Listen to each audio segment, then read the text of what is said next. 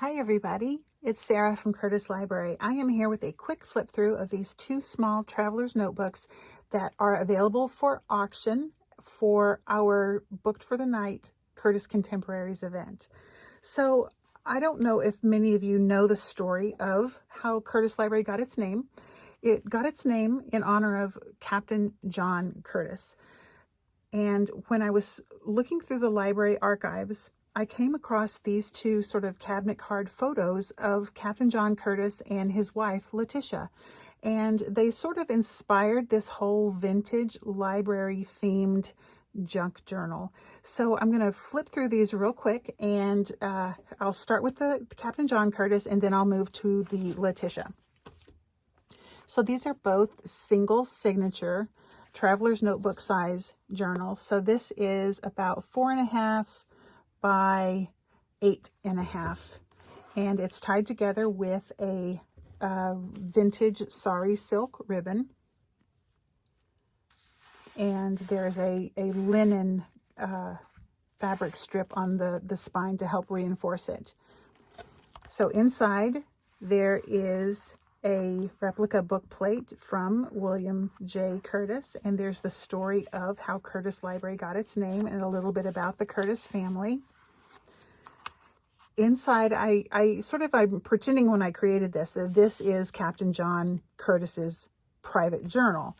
And so inside he would, of course, have a picture of his wife, Latisha, and Mrs. John Curtis is what's written on the back of the photos that we have in our archives. They were taken by, let's see if I have it in my notes, they were taken by William Pierce of Brunswick. Here's a Curtis Library book plate, and there are lots of sort of reading quotes around. This is a copy of a letter from William John Curtis, who was an attorney in New York, and his name is on the letterhead. So William John Curtis is Captain John Curtis's son, and he's the one that gave the money to establish the library. And so that letter is here, and he actually, Andrew Carnegie had offered money to support the library and create the library. And William John Curtis wrote to Carnegie and said, no, I really want to do that. And so in the honor of my father. So that is how sort of that came about. In this letter, he mentions John Curtis, or he mentions Andrew Carnegie, and offering more money than Andrew Carnegie offered to support the library. So it was fascinating to go through the library archives and read some of these documents, and I thought you would find them fascinating too. So that's why there are replicas of those in here. This is a vintage reminder card that was like a date due card from the library, Curtis Library on the bottom. Here's another vintage piece of ephemera that's a facsimile copy from our archives. This is the sort of the board president writing back to William John Curtis that the library approved his funding, and it lists the handwritten notes on the back have to do with who from the library board was there, and that they voted to accept the money and create the library as the Captain John Curtis Memorial Library. So that's tucked into there. Oh, the digitals used in this book are from, I think the paper is from Victoria Designs or Poppiness on Etsy. So I'll put those in the description.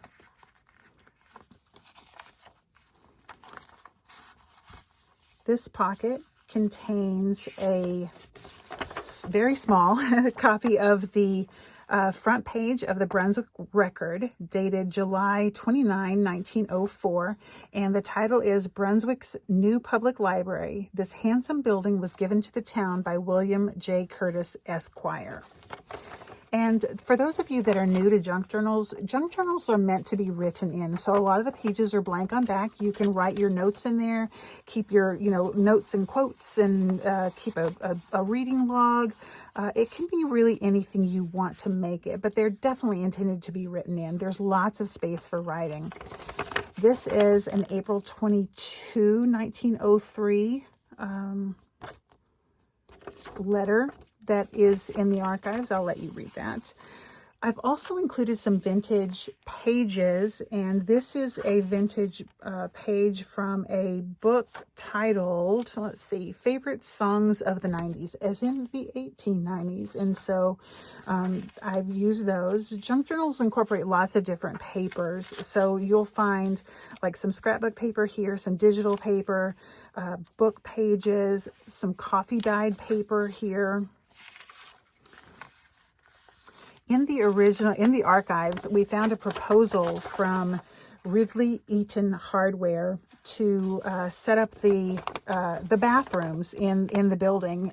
They were going to furnish those using a low-down combination closet with this enameled iron sink, and attached to it with little clips that I found some duplicates of at a craft store was an ad for a standard lavatory. So I thought that was kind of fascinating insight into, a look at the process of how they, got the space designed and built, in a local Brunswick Ridley Eaton hardware store, in their proposal.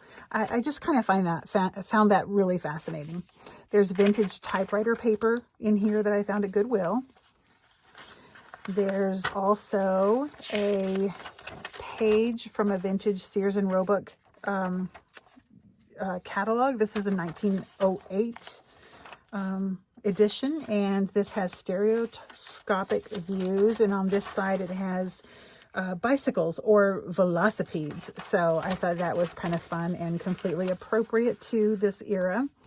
And here's a picture of the Curtis homestead. It says the Captain John Curtis Memorial Library will be erected on the site of this house on Pleasant Street. So that's there.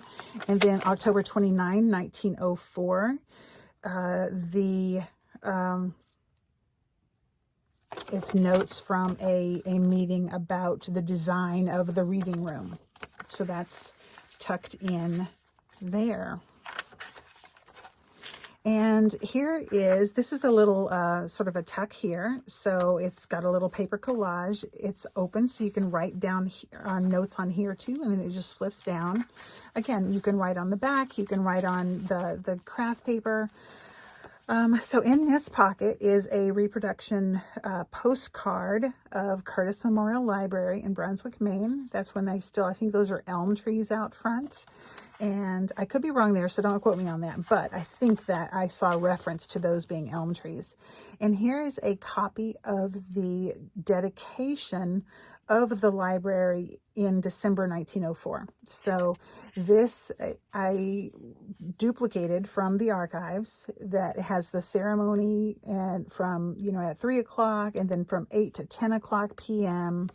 And the building committee is listed on the back. And inside is just blank for your writing and your notes. This is a vintage dictionary page. And a book, an excerpt from a book that is the history of Curtis Library. And here is a picture of John Curtis, and also a picture of the library as it looked when it was that was the main entrance to the library. So that's tucked here. And this is an image that we found in our archives too. And this is Sarah and Emily Quinnen, circa 1900. And they lived at 44 Harpswell Street in Brunswick. At least that's what the back says. I've also included a couple of vintage library card catalog cards. And this is Voltaire and Louis Pasteur. I figured, I just kind of thought about what might he be reading type of thing. So here is a book plate from early Curtis collections. This is dated 1913, but it's interesting to read down below. The first sentence says, every inhabitant of Brunswick of proper character shall be entitled to the privileges of the library. And it goes on. So, and then this is an early library card, and this doesn't date back that far, but it is an earlier edition of the library cards that we did have at the library. And there were some vintage photos from the 20s in the archives, and these are pictures of librarian Mrs. Mary Gilman here, and this is outside the library. You can still see those windows today, and here's our bird bath. And the library grounds were quite extensive. I've heard that there was a little gazebo and garden there, and it's where the newer edition of the building is today. And here's the other side of that music paper. I've also included a 1913 copy cover page from a Vintage Reader's Digest magazine. And if you look on here, we had our sort of book plate embossed, and it says Brunswick Library Association, organized May 1883. So that is a nice bit of history there. This is just a replica of a library or an envelope that William Curtis sent in 1923. A couple of more book plates. And here is I found at an antique store a couple of household cards, and on the back side they have vintage advertisements, so I thought those fit in here. And inside this page is a very fragile, very fragile page from the magazine called The Household. I think it was published in Boston, and this page is from the 1897 magazine, and I found this at our Twice Told Tales bookstore. So it was a super find. And I included a map of Maine around that era tucked into his journal. And then here's a picture of librarian Mary Gilman reading in front of the fireplace in the 1904 reading room. And if you look closely above the fireplace is the ship model that is still there today. So that's a nice bit of history there. And then in the back, I've just tucked in a date due card. All right, so that is Captain John Curtis, and I am going to flip through Mrs. John Curtis, Mrs. Latisha John Curtis, very quickly, because a lot of the ephemera is the same in her journal. There's a few unique pieces, but a lot of it is the same. This is her sheet from the Household magazine, her card, her photo card. And again, on the back of it, it said Mrs. John Curtis, but I've researched and her name was Latisha. And I've included like a quilted heart here from the Padded Heart Paper Company on Etsy. And there's a vintage lace coffee dyed pocket that I have sewn to the front cover. And on the inside, there's the Brunswick record copy there. And again, a lot of the ephemera is the same, so I'm just going to flip through real quick. Some of the pockets are a little bit different.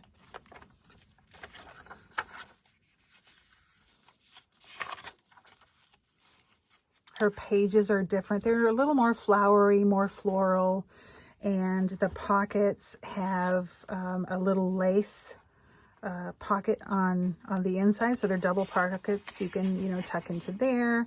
And then her household cards I just tucked into here with a vintage picture of some people reading from that era. And the images are from, hold on, I have that here, Poppiness Online, I think. So, on Etsy.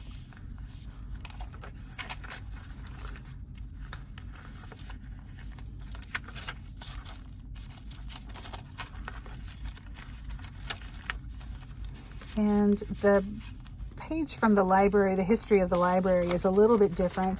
I figured she might have a copy of a picture of her son. This is William John Curtis, donor of the library. And so this is Latisha's son. And here, oh, here's a picture of the gazebo, the tea house and garden at the library in the 20s. So that goes with the library, Mary Gilmore librarian pictures. Gilman, sorry, Mary Gilman.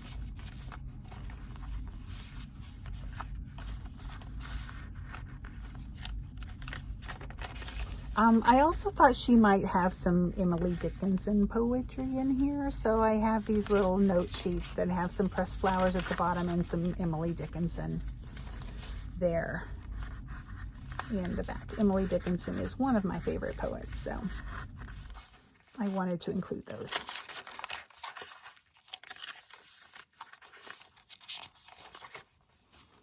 And the two library card catalog cards that I have in hers are Runaway to Heaven, the story of Harriet Beecher Stowe, and Susan B. Anthony, Rebel, Crusader, and Humanitarian. But having some strong female characters for reading interest would be appropriate.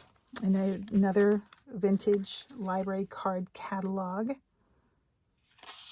Or not a library card, a library card. And a vintage reader image.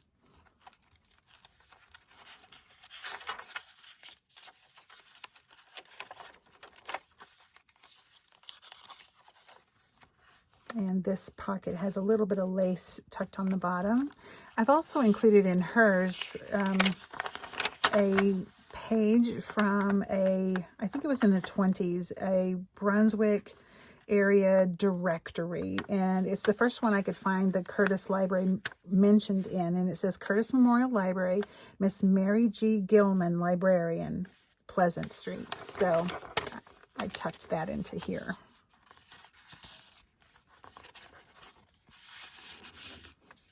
All right, I think that is everything. There's her date due slip. And both of these journals are available to bid on at the auction for Booked for the Night, sponsored by the Curtis Contemporaries.